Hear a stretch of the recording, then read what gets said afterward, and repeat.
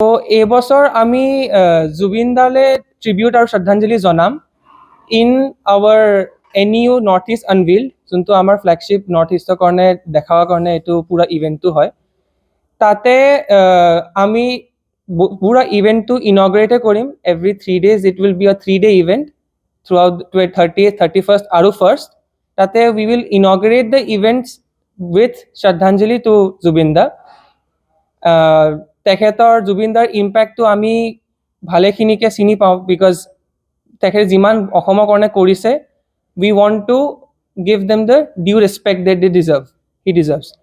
তো এইবছৰ আমি ভালকে চবকে যিমান ডিউ আছে ৰেচপেক্ট চবকে দি ভালকে আগবঢ়াম। আৰু আদাৰ দেন দেট আমি যোনখিনি ইউথ পপুলাৰ্ছ আহিব সিহঁতক নেক্সট এটা ইভেণ্ট কেম্পেইন হয় আমাৰ। তাতে এইবছৰৰ যোনটো কিনোট স্পীকাৰ তেখেতৰ টপিকটো হ'ব handloom and small scale textile industry of North East. তো সিহঁতৰ this topics again might not be as interesting to youth. তো আমি সেই বস্তুবোৰো ইণ্টাৰেষ্টিং মেথডত কেনেকৈ শ্ব'কেছ কৰিব পৰা যায়, চ' ডেট আমি এটেনশ্যন ৰিটেইন কৰিব পাৰোঁ, এনেকৈ আমি পুৰা চেষ্টা দিম।